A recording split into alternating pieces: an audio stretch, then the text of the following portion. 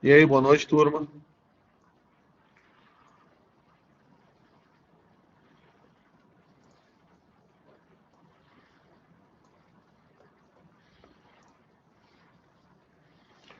Deixa eu abrir aqui os nossos slides. Vocês receberam aquele que está relacionado a persas, hebreus e, e fenícios, né? Então tá.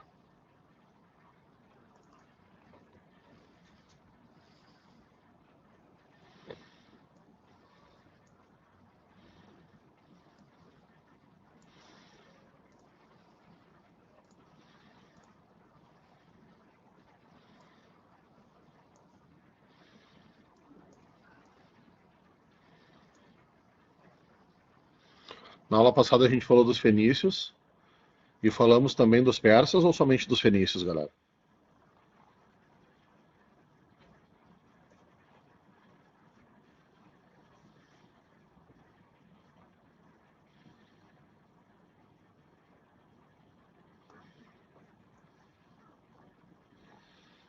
Peguem as últimas anotações.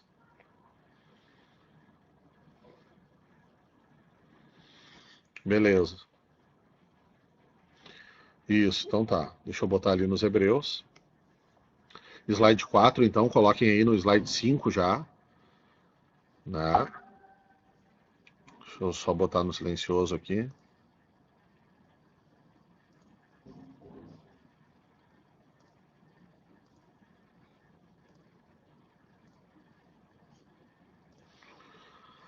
Galera, eu estava dizendo para vocês, a gente estava começando o início dos Hebreus, e eu disse que é difícil a gente remontar algumas coisas da origem da história hebraica, e a grande fonte que nós historiadores usamos é a Bíblia. É aí que nós estávamos, né?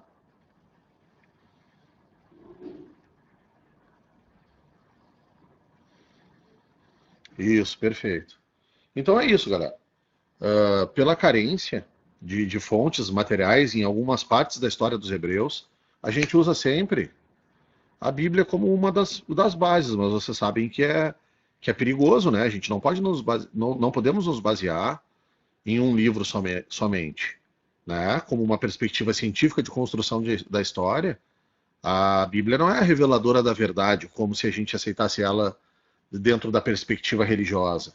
A Bíblia é uma fonte desse povo, é uma fonte histórica que permite, sim, recolhermos muitas coisas relacionadas a esse momento histórico desse povo, mas não somente ela. Nós temos que buscar, portanto, outras fontes. Só um pouquinho. Atena,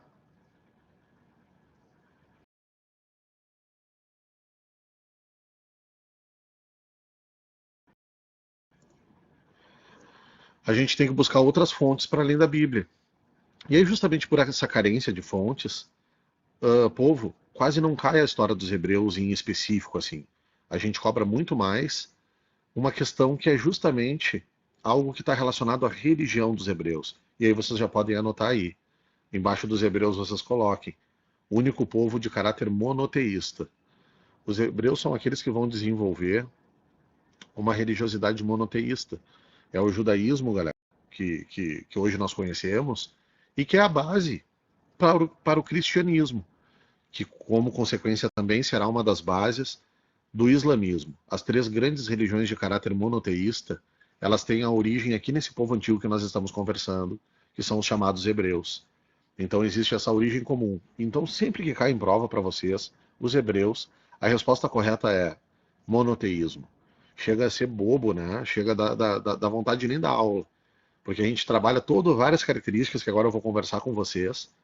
E sempre quando cai na prova dos hebreus é algum pega-ratão. Ou então dizendo que eles são politeístas, acreditavam eles em vários deuses, daí tu vai lá e risca, é falso. Ou então a afirmação de que eles são um povo da antiguidade que tem como característica o desenvolvimento de um somente Deus, um monoteísmo que tem muito a ver com essa com isso que nós chamamos de civilização ocidental, né? Então, uma das bases da nossa civilização ocidental é justamente essa base monoteísta, a gente diz assim, né, judaico-cristã. Isso é pertencer a um grupo ao grupo, né, cultural da civilização ocidental. Um dos elementos, obviamente, né? Mas somente para a gente ver a profundidade e a importância desse povo, por exemplo, ao nosso presente. Hoje no Brasil, o que nós temos como cristão? Muito mais, acredito, do que 70% dos brasileiros são cristãos, claro, nas diversas vertentes hoje existentes de cristianismo.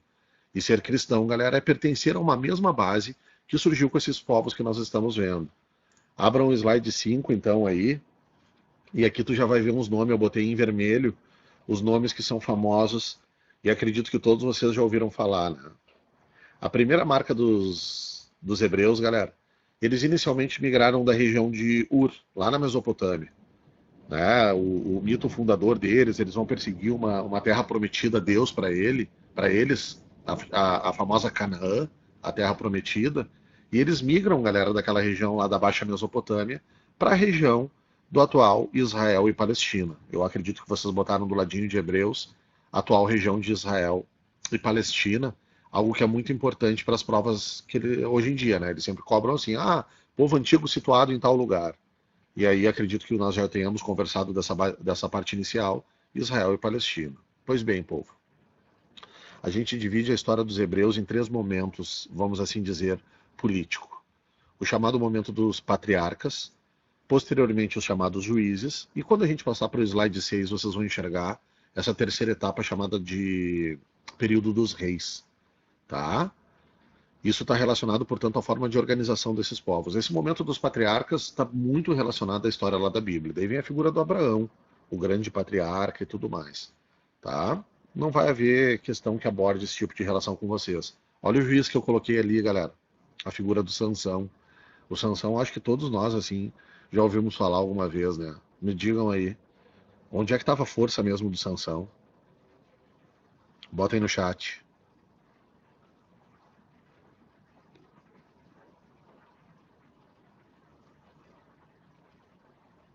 Você sabe? Exato, no cabelo. Né? Isso é famoso, assim, a gente conhece. É isso que significa ser uma pessoa da, da civilização ocidental, né? Às vezes a gente nem sabe exatamente a origem. Às vezes a gente nem sabe que está lá na Bíblia, por exemplo, né? Mas, enfim, faz parte do nosso cotidiano, a gente absorve porque, sei lá, um dia ouviu falar, algum parente contou, o avô, a avó, a mãe, alguém conversando, e a gente absorve, né, esse elemento.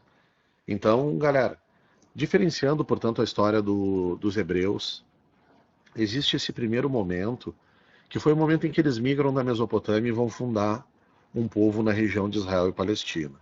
Depois disso, galera, eu comentei com vocês quando a gente falou lá da história do Egito.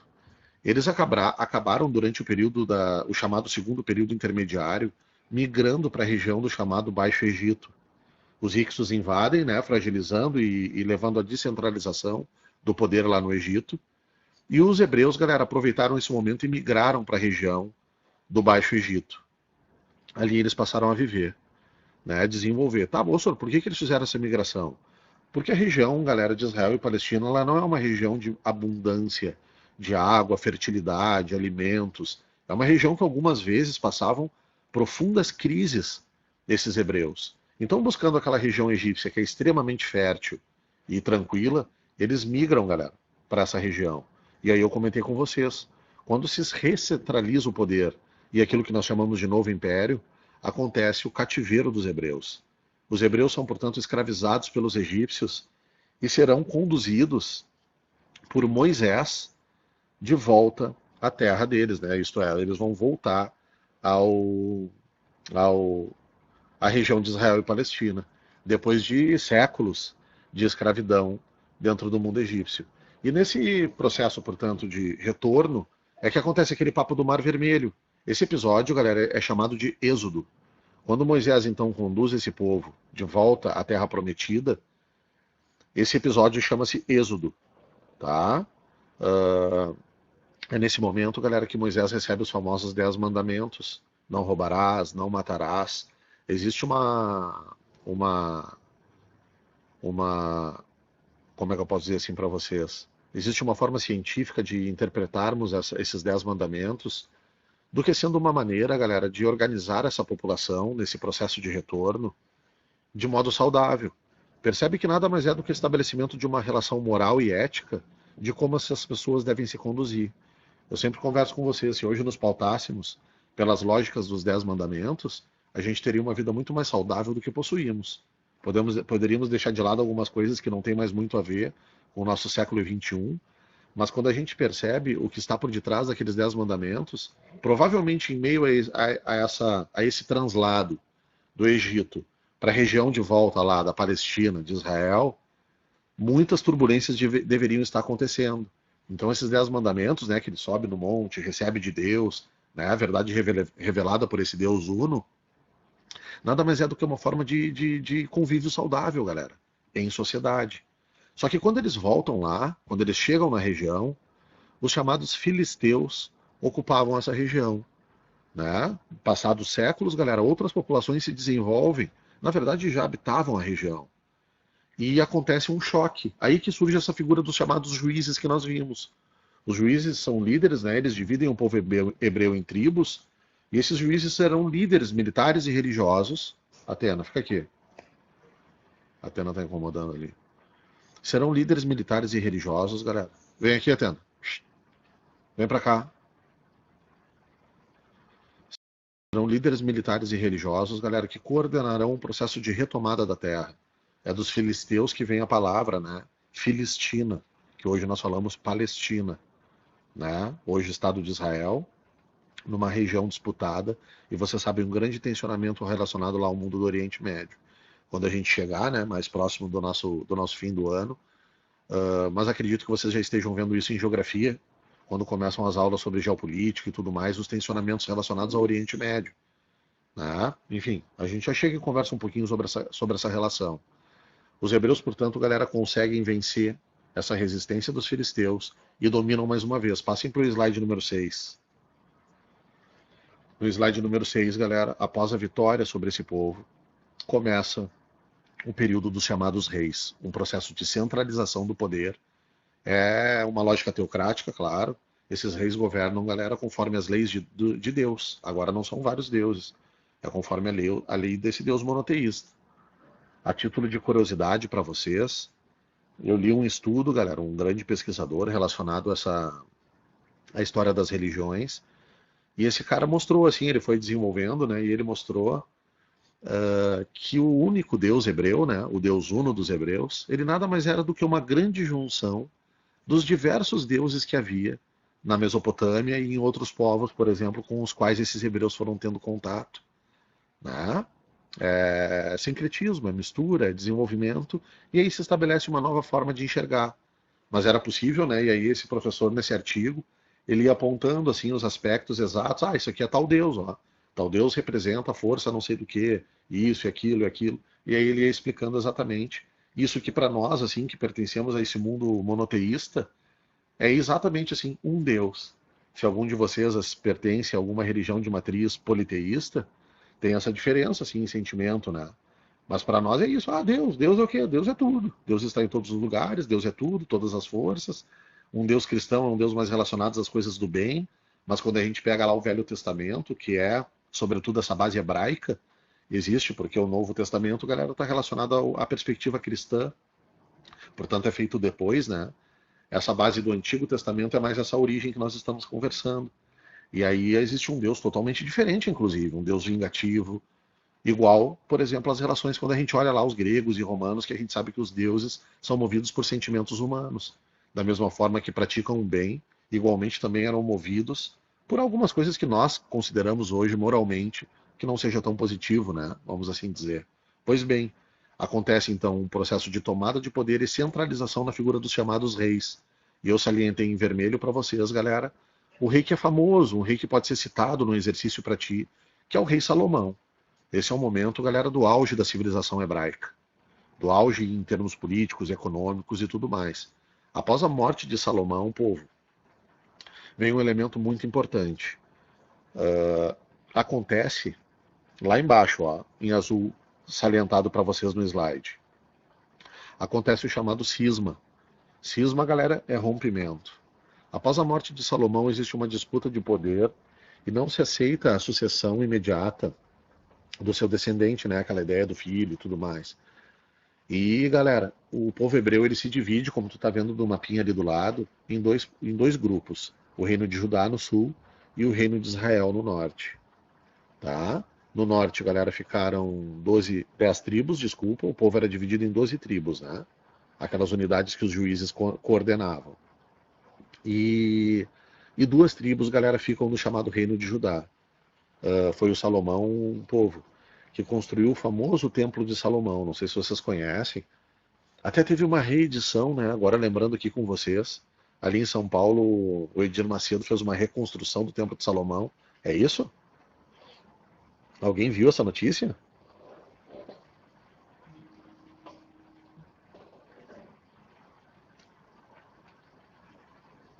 Só um pouquinho.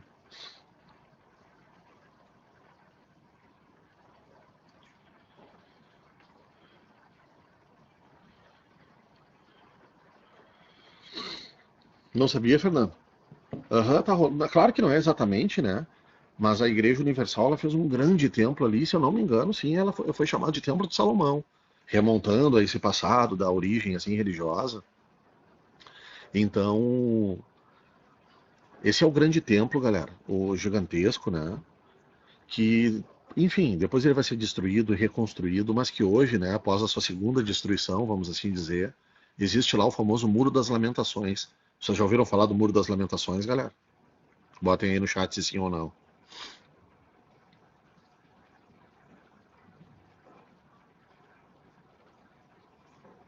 Não?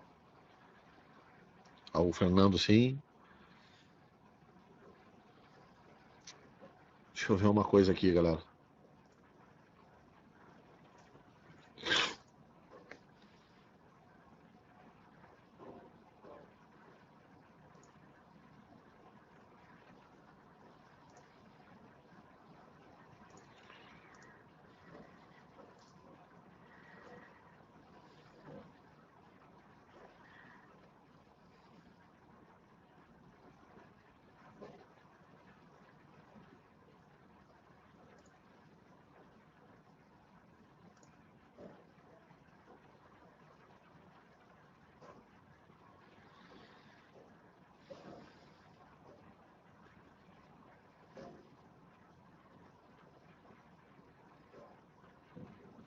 Eu tava vendo aqui, o Leandro nos ensinou como é que se fazia para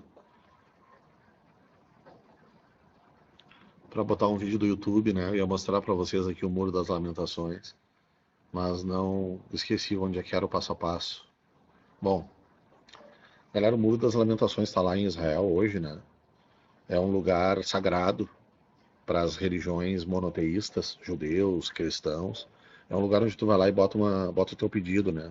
Tu vai lá, bota o bilhetinho, assim, faz um pedido enfim, nas datas específicas do mundo santo, assim, para quem pertence a essa comunidade judaico-cristã, e até mesmo islâmica, né? Como existe essa origem comum relacionada às três grandes religiões monoteístas,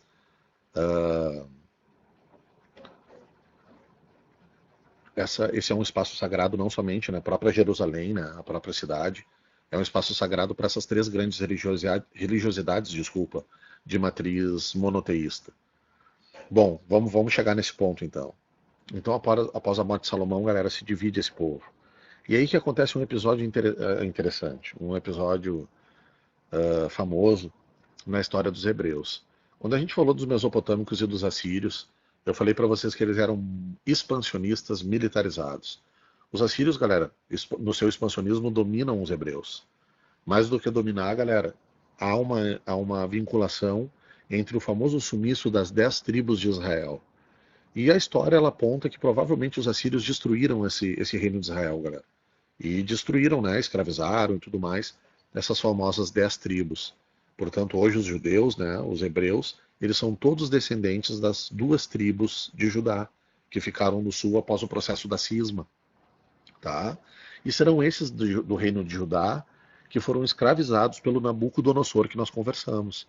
Os caldeus mantêm a dominação sobre a região e escravizam, galera, fazem o famoso cativeiro da Babilônia que a gente conversou.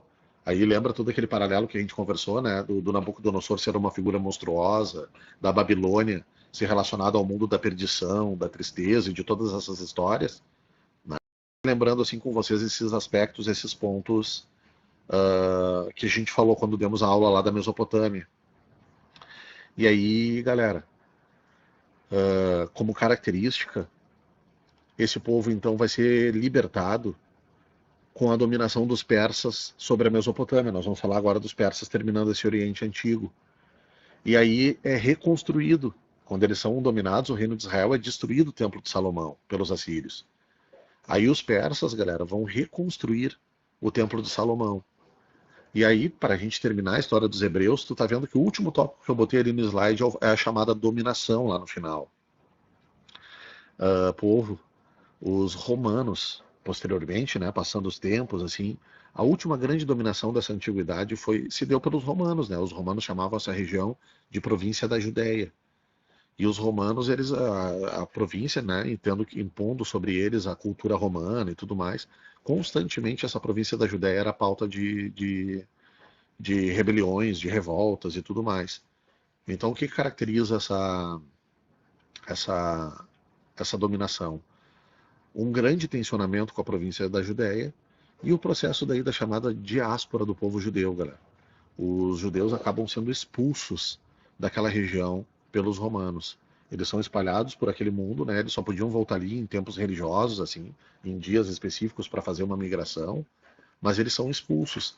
É aí que vocês conhecem, provavelmente, essa história de que os judeus são um povo que não tinha um território, né? Viviam esparsos, espalhados pelo mundo.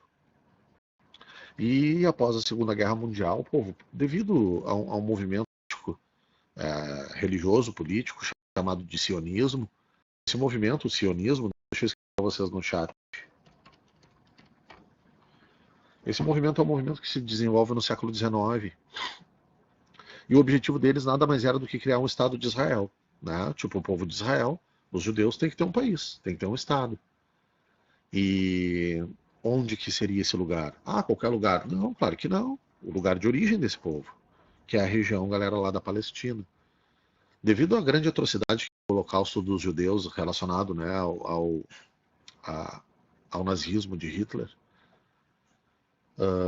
após a Segunda Guerra Mundial, galera, faça uma votação na ONU e praticamente por unanimidade, à exceção dos países que estavam ali relacionados, o Egito, né, e a abstenção, por exemplo, da União Soviética, quase que a totalidade dos países, galera, votam a favor da formação do Estado de Israel, né, fazendo uma divisão na região da Palestina.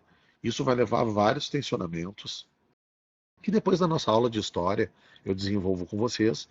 E como eu estava dizendo antes, né, acredito que o professor de geografia já esteja desenvolvendo nessas coisas chamadas de geopolítica, essas tensões do famoso Oriente Médio ali, em que uma das principais tensões é justamente a questão da criação do Estado de Israel, né, e a tensão Israel e Palestina existente atualmente. Entenderam essa história, povo?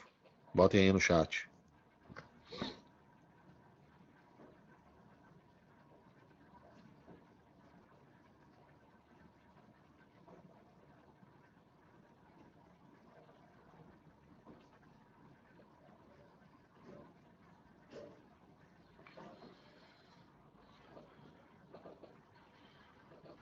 Boa.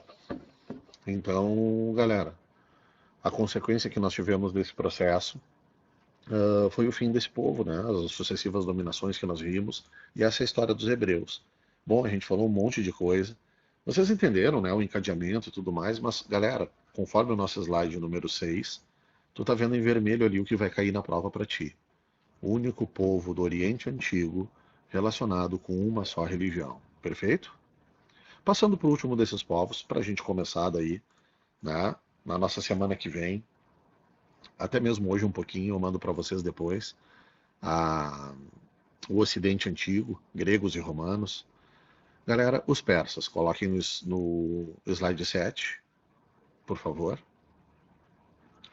E vocês estão enxergando aí o maior dos impérios do Antigo Oriente, galera. Olha o tamanho. Vai lá na Índia, vem até o Egito, né? Domina lá em cima a região da Turquia atual, assim.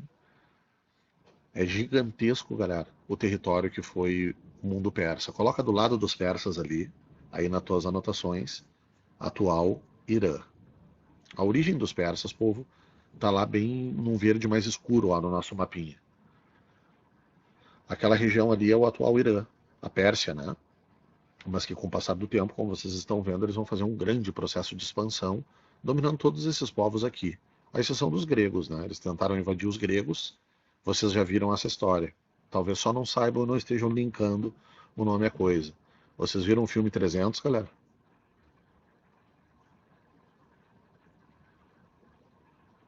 É. O filme 300 mostra a tentativa dos persas de dominar a Grécia.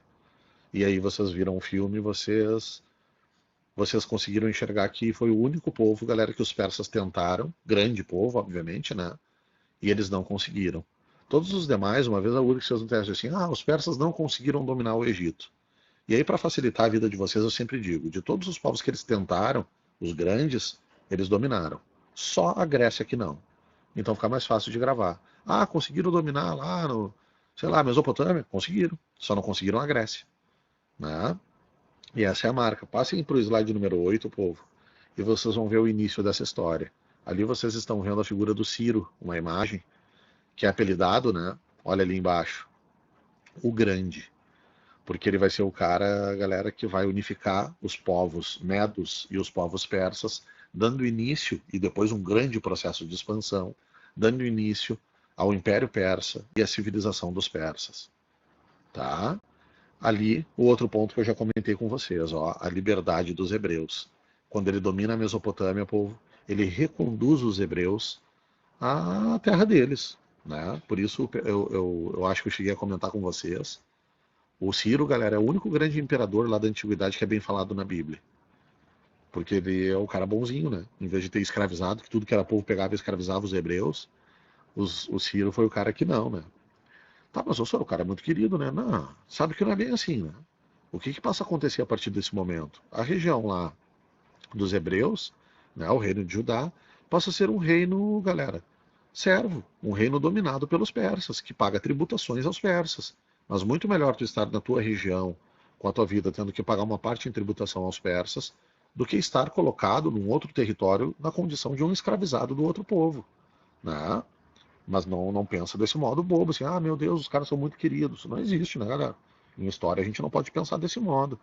Tem que pensar sempre em relações de poderes que vão sendo construídas, uh, enfim, né, na medida em que um povo vai lá e se desenvolve e, por característica, tem esse ponto marcado de expansionismo, que é muito forte, galera, entre os persas. Ali eu botei para vocês o nome, ó, Cambises. O cara que sucede a Ciro, galera, é Cambises. E Cambises tem um elemento somente que é citado para vocês, que foi justamente eles serem os dominadores, galera. Ele, o imperador responsável por invadir e dominar a região do Egito. Então os persas anexam o grande império egípcio, né? Algo muito importante citado, né? Esse teste que eu falei para vocês, esse teste então que eu falei para vocês, ele dizia isso, né? Os egípcios, os persas não conseguiram dominar o Egito. Falso, conseguiram sim. E aí, povo, passem para o slide 9. Vem o grande imperador Dario, galera. Esse foi o imperador que tentou fazer a primeira invasão na Grécia. Essa coisa das guerras médicas, galera, pode deixar que eu vou falar para ti lá na aula de Grécia, tá? Não se preocupem agora. Dario, galera, ele não foi um grande anexador de território. Não foi ele que anexou terras e mais terras e mais terras e mais terras, não. O Dario ele é importante porque ele organizou. Ele desenvolveu um processo de organização e desenvolvimento, obviamente, do grande Império Persa. O grande anexador de territórios, galera, foi o Ciro. Foi o primeiro desses imperadores. Os outros vão somente somando algumas outras partes. Agora o Dario, ele é famoso justamente por esse ponto, por organizar esse império. E uma das marcas está ali, ó. Apareceu aquela palavra, galera, satrápia. Tu já imediatamente procura uma alternativa que diga persa. Tá? Se eles botarem vários povos assim. O que é uma satrápia, Sor? É uma divisão do império. O Ciro pegou e dividiu. Desculpa, o Dario pegou e dividiu o Império Persa em várias satrápias. O que é essa satrápia, Sor? É uma parte. Pensa hoje, né, num estado dentro do Brasil, tá? E o que caracteriza, portanto, esse processo foi a uma forma inteligente, galera, de administrar. Por exemplo, na satrápia do Egito, quem coordenava era um próprio egípcio. Em vez de tu impor nessa região um estrangeiro, um próprio egípcio fazia essa função. Esse cara era chamado de sátrapa, tá? Só que nós temos uma questão que é a seguinte aqui. Qual é o limite? O quanto a gente pode confiar num estrangeiro? Pensa que tu é um persa que está dominando uma região. Era muito complicado. Dario então desenvolveu um funcionário. Esse era um persa, galera. Chamava-se, não tem uma tradução de um nome só, né? O nome é Os Olhos e os Ouvidos do Rei. Esse era um cara que ia fiscalizando se, por exemplo, as tributações que tinham que ser pagas e tudo mais estavam sendo pagas corretamente. Mas foi uma forma muito inteligente. Ele divide, então, em vários territórios, ou mais ou menos algo em torno de 20 satrápias, e coloca governadores, sátrapas. Só que, ao mesmo tempo, ele cria um cargo, um funcionário responsável por averiguação, chamado de sátrapa. Então apareceu essa palavrinha, galera, tu já te lembra dos persas. A outra marca, olha ali a moeda, ó, tá do ladinho, bonitinho para ti. Ele vai desenvolver uma moeda que facilita o comércio internacional, né? Poxa, pensa o tamanho desse império e a riqueza que não era esse império, né? Então a característica que nós temos é a utilização do dárico, essa moeda. A outra marca, povo, deixa eu passar aqui, ó, bota aí no slide 10. Ali tu tá vendo esse grande império, né? Olha aquele risquinho em vermelho ali, galera. Essa é a famosa Estrada Real. A Estrada Real, inclusive a URGS andou cobrando agora há pouco, acho que faz uns 2 anos, e se trabalha o primeiro sistema de correios do mundo, o primeiro sistema de comunicação extremamente rápido e dinâmico. O principal centro desse império era aqui. Aquelas regiões mais próximas lá do mundo indiano, no Extremo Oriente, eram regiões de menos população. Agora aqui o Oriente Médio atual, galera, puta, era um formigueiro, tinha muita gente, né?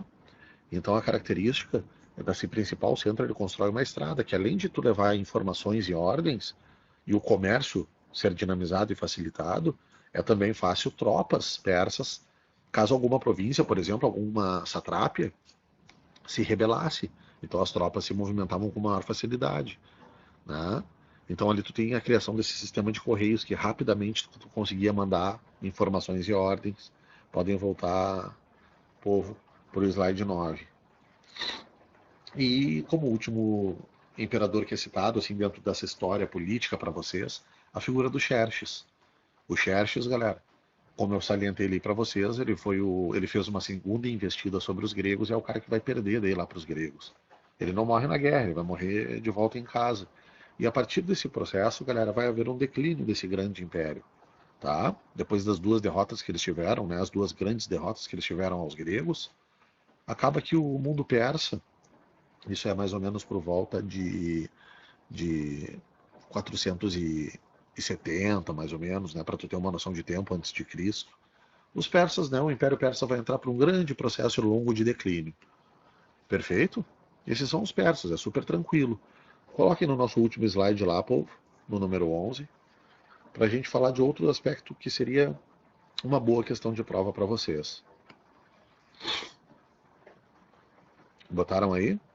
Botem sim lá no chat para eu ver. Boa. A religião, galera, dos persas. Isto é, ela também é diferente. Não é o politeísmo dos outros povos do Antigo Oriente.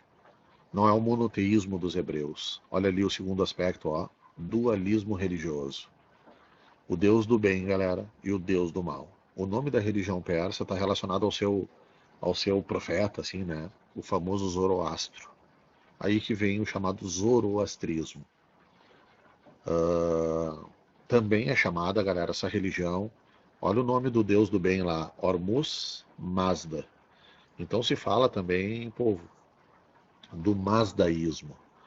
Então, povo relacionado com a existência de dois deuses, o dualismo, persas, né? O Deus do bem e o Deus do mal. Inclusive se comenta que o cristianismo beberá, né, as religiões de ordem monoteísta, essa coisa da dicotomia que a gente tem entre bem e mal, isso se bebe, galera, nesse povo persa, né? Que na medida em que essas religiões vão ser criadas posteriormente, o zoroastrismo será uma das bases também religiosas que vai se absorver, vai se refletir para o desenvolvimento, por exemplo, de outras religiões. As religiões não brotam do nada, né, galera? Elas têm um processo de muito intenso de sincretismos, ressignificações, né? Paralelos existentes entre povos. Então a marca então sempre te lembra a existência do Deus do bem e o Deus do mal, dessa dicotomia, né? Existiu um embate entre o Deus do bem e o Deus do mal. Obviamente o Deus do bem venceu. Tu poderia escolher ser um seguidor do Deus do mal ou ser um seguidor do Deus do bem. Se tu escolhesse o mal, obviamente a tua vida não teria uma continuidade, porque o Deus do bem venceu o Deus do mal. E se tu seguisse os preceitos do bem, tu teria então direito, né, a conduzir-se a uma vida eterna e tudo mais. Perfeito? Sim ou não? Em termos de economia, como eu botei ali para vocês, né, a agricultura, em parte, pô, pensa que eles dominaram a Mesopotâmia. Então a Mesopotâmia era agricultura. A partir de agora o Império Persa passa a dominar essa região. E o comércio, né, povo, extremamente intenso, por isso que ele tem um Dárico. Eu botei uma outra foto, né, de uma moeda chamada Dárico. É uma moeda que foi usada por vários povos, galera, porque ela era difícil de ser falsificada, né? Como se usava muito ouro em espécie, ouro, prata e tudo mais. E o cara dava uma banhada só, não era ouro mesmo. E aí falsificava. Essa era uma moeda difícil de falsificar pelo detalhe, né? Que o ourives usava ali, né, na feitura, na representação da figura do Dario ali dentro dela. Bonitinha, né?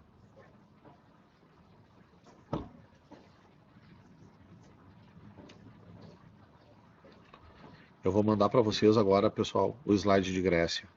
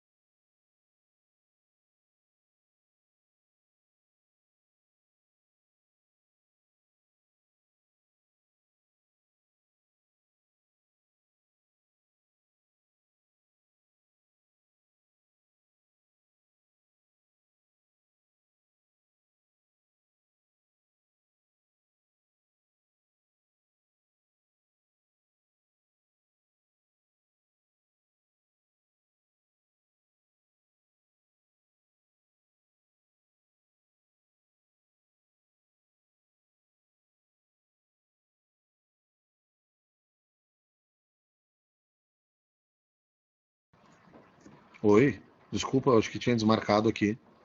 Eu postei ele no grupo. Eu postei, desculpa, eu mandei para a Fabiane, ela vai botar no grupo para vocês.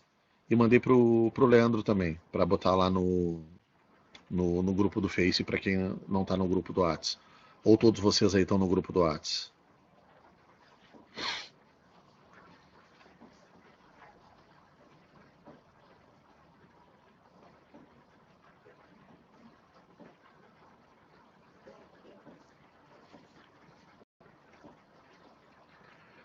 Perfeito. Baixem aí o da Grécia, galera.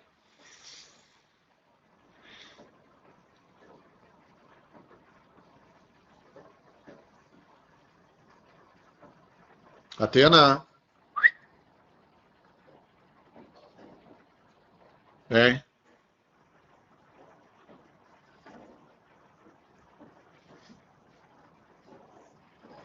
Todos conseguiram abrir aí a Grécia, galera?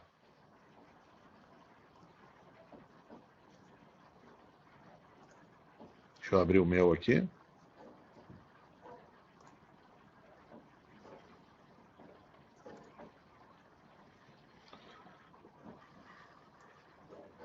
Todos, alguém não. Espero mais um pouquinho. Como é que tá aí?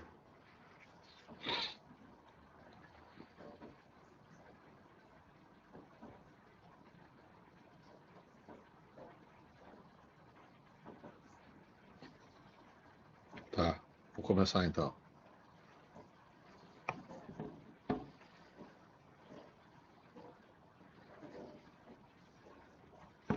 Povo, a Grécia Antiga então, agora inaugura. Deixa eu só botar no silencioso aqui.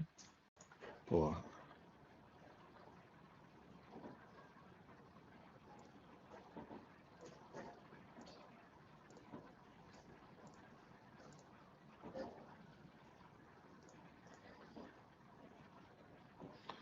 Ah, inauguramos então o Ocidente agora, galera. Aqueles são os povos que nós vimos do Oriente. A partir de agora começa o Ocidente Antigo, tá?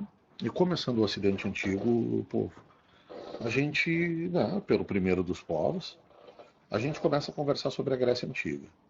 Mais ou menos eu botei uma data de início ali, 1500 a.C., até 146 a.C., quando acontecerá o processo de dominação romana sobre a região. Podemos dizer que assim deu-se o fim da civilização grega. Tá? A primeira coisa que eu quero que vocês destaquem aí é o lugar geográfico, a região da chamada Península Balcânica. Tá? Tá?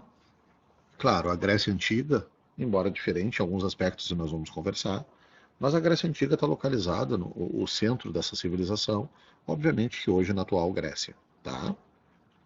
A diferença é que hoje existe um país chamado Grécia. E lá na antiguidade, galera, como vocês sabem, existem as famosas cidades-estados gregas. Não havia, povo, Grécia. Uma vez a URGS, inclusive, ela fez esse exercício, né? Embora falemos a Grécia Antiga, seria mais correto se falássemos as Grécias Antigas, verdadeiro, tá? Seria muito mais correto dizermos, e vocês vão perceber isso à medida que a gente avançar a nossa aula, povo, quando do momento do surgimento das chamadas cidades-estados, a gente fala da existência de mais ou menos, galera, uma centena, 120 cidades-estados. Havia muitas. Claro que a gente sempre fala sempre de Esparta e Atenas, mas eram muitas cidades-estados. Tá, mas eu sou. Então por que Grécia Antiga? Porque embora, povo, elas sejam unidades políticas separadas e absolutamente independentes uma das outras, essas cidades-estados, há o compartilhamento de uma base cultural. Compartilha-se uma língua, compartilha-se uma religiosidade, compartilha-se uma série de aspectos culturais que permite que nós permite que nós digamos, ó, Grécia Antiga. Vocês entendem? Então a primeira marca é essa, a região da Península Balcânica. Não é, portanto, civilização ocidental somente por, tá mais pro lado do Ocidente e tudo. Há uma grande diferença, galera. Qual é a diferença? O desenvolvimento do chamado modo de produção escravista. Até agora, galera, nós estávamos falando de povos que se desenvolveram mediante aquilo que nós chamamos de modo de produção asiático, lembram? Sim ou não? Botem aí no chat. Sim, todos vocês, né? Aquele papo do camponês, era obrigado a trabalhar, uma teocracia, quem mandava era um deus, portanto, ou representava Deus, aquela ideia do modo de produção asiático. Pois bem, quando nós viemos para a Grécia agora, a galera acabou essa história. A partir de agora nós estamos conversando de um modo de produção escravista. Portanto, quem é que vai trabalhar, galera? O nome já diz, barbada, os escravos. Tá? No modo de produção escravista, então, a gente sempre trabalha dois elementos com vocês na ideia do modo de produção. Quem é a propriedade e quem comanda essa propriedade. E o segundo elemento, quem é que trabalha? Quem que vai ser a força produtiva desse processo de produção? E aí, galera, o escravizado. Então, a primeira coisa que eu quero que vocês coloquem embaixo da Grécia Antiga, deixa eu botar aqui, ó, no chat para vocês.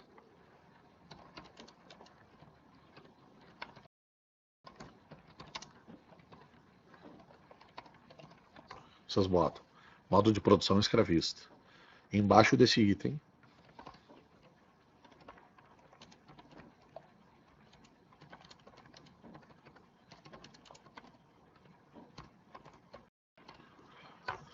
galera, a propriedade privada dos meios de produção.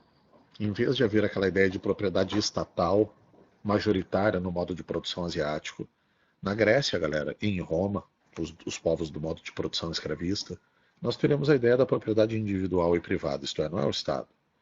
Quem é dono são indivíduos. E quem são os indivíduos que comandam essa sociedade? Os proprietários.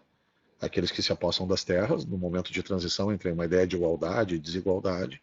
E esses, então, formarão um núcleo proprietário e, portanto, dono do poder durante um intervalo de tempo. Por quê? Porque essas sociedades, galera, ao contrário das do Antigo Oriente, que durante todo o período são caracterizadas de suas civilizações, caracterizadas por sistemas teocráticos, né? Portanto, não houve uma transformação em relação a esse elemento, em termos de exercício de poder. Quem é que mandava? Quem representava Deus ou quem era Deus? Assim que funciona. E na Grécia e em Roma, quem é que manda? Bom, vai depender do momento. Ah, durante toda a história da Grécia, tal grupo mandava. Falso. Durante toda a história, não. Durante um tempo, até sim. Tá? Então é esse grupo que vai apropriar-se da propriedade, que construirá uma ideologia e uma forma de dominação que, com o passar do tempo, inclusive passará por contestações. Tá? Deixa que depois nós vamos desenvolver, só vão entendendo comigo aqui junto. E quem trabalha, então, vocês botam embaixo, né? Trabalho, escra... trabalho escravizado. E aí, galera, é super básico, é muito fácil. A gente está falando, galera, de questão de prova para ti.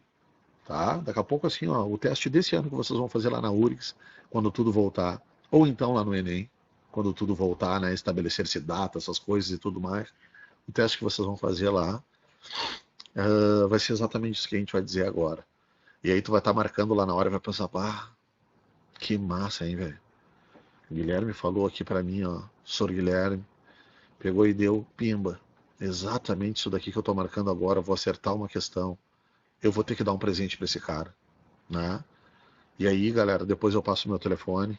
Vocês fiquem à vontade, né? Eu passo o endereço, vocês podem mandar pelos correios. Ou, sei lá, uma passagem para passar uns dias lá em Londres, curtir a vida e tudo mais, ir para Rússia. O que aí vocês acham? Sei lá, um, um, uma Ferrari, né? Dar de presente pro professor uma Ferrari ali em agradecimento a essa questão que a gente está dando agora, né? Que tal? Pô,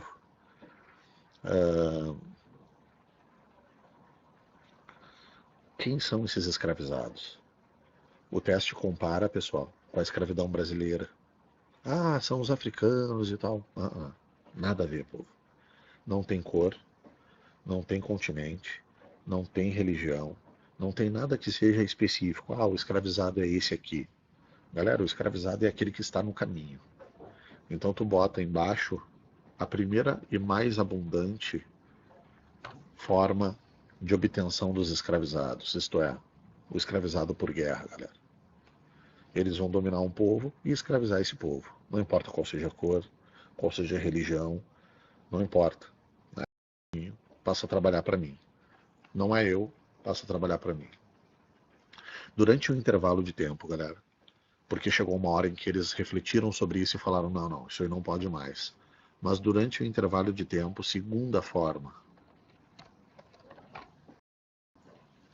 escravidão por dívidas. Tu te endividava e produto do teu endividamento, desculpa, tu era escravizado daquele cara que tu devia, do teu credor. Ah, ô senhor, e daria para pagar assim e voltar a ser livre? Daria, tá? Eu vou te dizer que isso era muito difícil, porque se tu caía numa condição de escravizado, significava, galera, que a sociedade estava passando por transformações profundas e que dificilmente tu revertia esse processo, né? Dificilmente a tua família conseguiria reverter isso, pagar a tua dívida e tu passar a ser uma pessoa livre.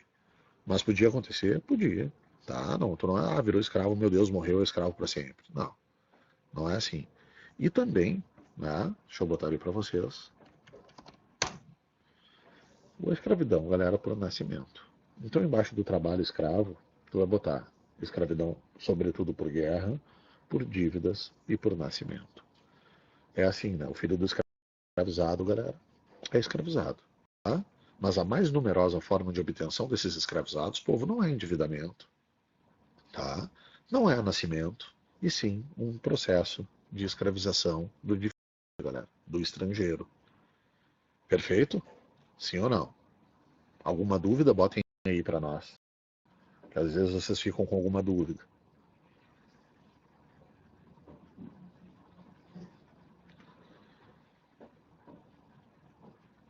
Nada? Podemos tocar?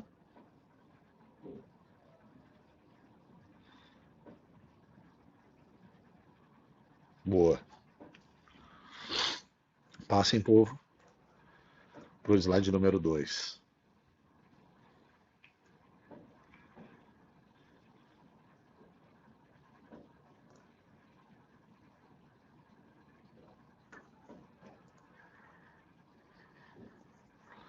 Ali eu mostrei para vocês, né, eu botei no slide 2, as subdivisões da história da Grécia Antiga. Existe um primeiro momento chamado de pré-homérico e um segundo momento chamado de homérico. Percebe que esses dois momentos estão relacionados à figura do Homero, que eu acho que vocês conhecem, já ouviram falar, né? O poeta Homero, o pai da poesia épica e o pai da poesia ocidental. Galera, essas duas primeiras etapas, da mesma forma como os hebreus, elas são difíceis de serem resgatadas através de diversas fontes. Como uma das grandes fontes para a gente resgatar esse passado longínquo dos povos gregos são os épicos Ilíada e Odisseia, as obras de Homero, a gente nomeou essas duas etapas iniciais, então, dos gregos de pré-homérico e homérico. Depois nós vamos desenvolver. Quase, pessoal, não há exercício sobre esses momentos. A grande massa dos exercícios, Atena, a grande massa dos exercícios, galera, está no arcaico.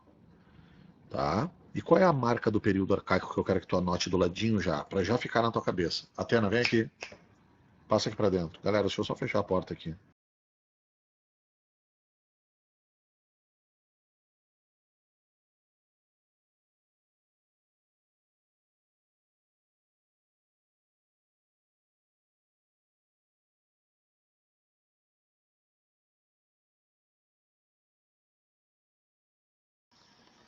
Oi. Uh,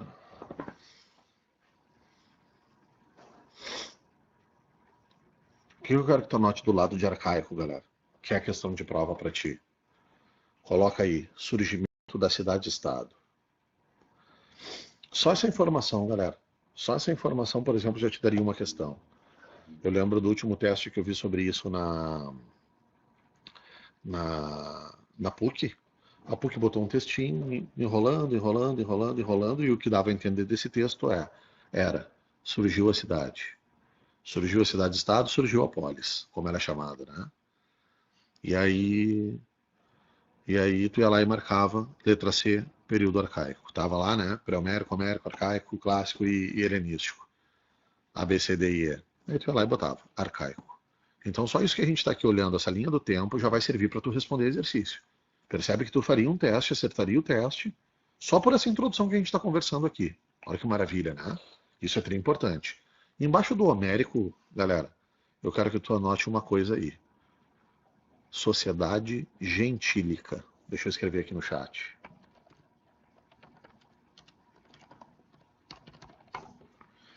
O que é a sociedade gentílica? Galera, viu uma coisa chamada genus. Eu vou ver com vocês, tá? Não se preocupem, mas só tu anota aí, porque vai facilitar depois. Esse genus, galera, era uma unidade autossuficiente, onde havia noção de igualdade entre todos, não havia propriedade privada. De uma história anterior, portanto, ao surgimento da cidade. Porque quando surge a cidade do mesmo jeito que nós vimos lá no Oriente Antigo. Surge hierarquia, surge o dono, surge o não dono, e aí vem todo o processo de exploração que está caracterizado a vida urbana. Né? Isso no período homérico. Perfeito, Sofia. Ali no homérico. Isso. Tá? Do arcaico tu já botou, que é o surgimento da polis. Aí a gente só volta aqui para essa questão do homérico. Tá? Entenderam? E aí o genus, galera, como ele é chamado, né, era essa unidade, é do genus que vai vir posteriormente a cidade. Deixa que vocês vão entender comigo, porque depois eu vou aprofundar cada uma das partes com vocês aqui. No clássico, galera, coloca ali, período das guerras. Desculpa, antes. No clássico, auge da civilização grega. No clássico, auge da civilização grega. Segundo tópico dentro do clássico, período das guerras. Clássico, auge da civilização grega. E embaixo, período das guerras.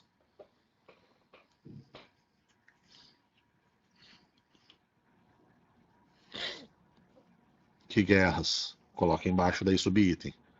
Médicas, contra os persas lá que eu falei para vocês. E, galera, guerra do Peloponeso. Deixa eu botar aqui. médicas. P. Ô, senhor, o que foi a Guerra do Peloponeso? Foi a guerra dos próprios gregos um contra os outros, galera.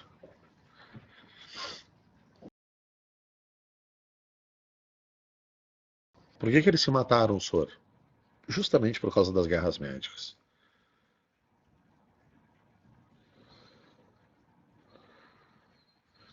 Oi, Tamires, não vem nada na sociedade gentílica. Né? No Homérico ali vem a sociedade gentílica. Isso caracteriza esse momento. Depois disso a gente não fala mais nada. Depois eu vou aprofundar com vocês. Tá? Aqui é só para tu saber assim, o que caracteriza cada momento. Porque tem questões de prova que cobram justamente essas características assim. Beleza? Não, não tinha. Não tinha. Mas depois nós vamos ver, Fernando. Pode deixar que nós vamos aprofundar. Nossa aula não vai estar resumida aqui nesse slide, pelo amor de Deus, né? Aqui é só para tu ter a noção do que aconteceu mais ou menos em cada um período que, por exemplo, já responde uma questão de prova. Tá? Então ali, ó, Homérico, Genos, Arcaico, surgimento da polis, Clássico, auge e guerra. Tá? E o helenismo, tu coloca, dominação macedônica. Né, dos macedônios. Quem são os macedônios? Era um povo que vivia no norte da Grécia, galera. E quem é o grande macedônio que vocês já ouviram falar? Alguém sabe?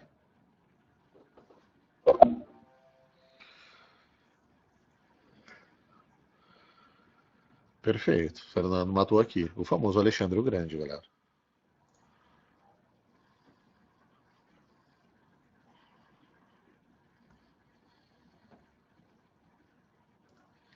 Perfeito?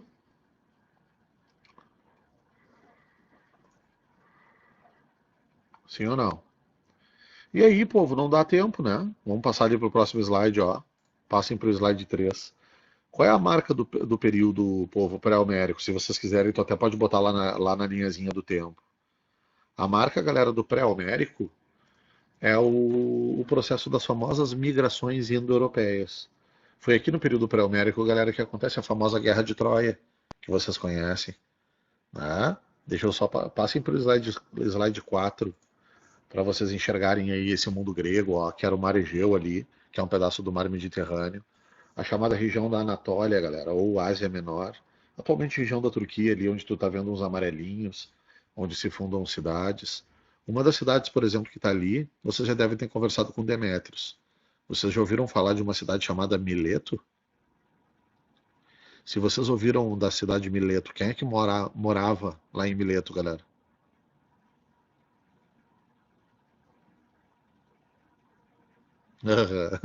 Famoso Tales de Mileto, né? Ao qual se acredita o surgimento da filosofia, da Turquia, atualmente. E era um mundo grego. O mundo grego, portanto, não estava só na Península Balcânica. Ele se espalhava por esse mar Egeu, um pedaço do Mediterrâneo, e essa região da Ásia Menor. Depois nós vamos ver mapas e tudo mais, enxergando esse mundo grego como um todo. Depois disso, então, o povo, nós teve esse processo de migração. Como não vai dar tempo de explicar tudo bem bonitinho, a gente para por aqui.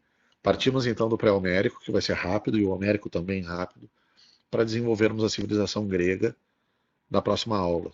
Maravilha, povo? Uma boa noite então para vocês. Qualquer dúvida, fiquem à vontade, me mandem aí no WhatsApp e tudo mais. Né? E nas redes sociais, pode procurar e tirar as dúvidas que a gente vai conversando. Um beijão então. Tchau, tchau. Eu que agradeço aí a presença de vocês nesse dia chuvoso. Tá começando uma chuvinha, né?